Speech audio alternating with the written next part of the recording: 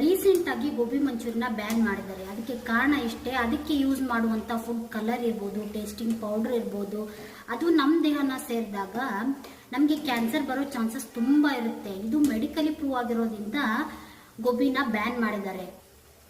ಹಾಗಂತ ನಾವೇನು ತಿನ್ನೋದು ಬಿಡ್ತೀವ, ಮತ್ತು ಹೋಗ್ತೀವಿ ತಿಂತೀವಿ. ಆದರೆ ನನ್ನ ಅನಿಸಿಕೆ ಇಷ್ಟೇ, ನೀವು ಮನೆಯಲ್ಲಿ ಒಂದು 30 ನಿಮಿಷ ಬಿಡು ಮಾಡಿಕೊಂಡು ರುಚಿಯಾಗಿ ನಾವೇ ಮನೆಯಲ್ಲಿ ಗೋಬಿನ ತಯಾರಿಸ್ಕೋಬೋದು. ಈಗ ಇದು ಚೆನ್ನಾಗಿ ಡೀಪ್ ಫ್ರೈ ಆಗಿದೆ, ತೆಗೆದಿಟ್ಕೊತೀನಿ ಇದನ್ನ. ನೆಕ್ಸ್ಟ್ ಇಲ್ಲಿ ಪ್ಯಾನ್ಗೆ 2 ಟೇಬಲ್ ಸ್ಪೂನ್ ಆಗೋಷ್ಟು ಎಣ್ಣೆನ ತೊಗೊಂಡಿದ್ದೀನಿ. ನೆಕ್ಸ್ಟ್ ಅದಕ್ಕೇ ಸಣ್ಣದಾಗಿ ಹೆಚ್ಚಿದಂಥ ಬೆಳ್ಳುಳ್ಳಿ ಮತ್ತು ಶುಂಠಿನ ಸೇರಿಸ್ತಿದ್ದೀನಿ.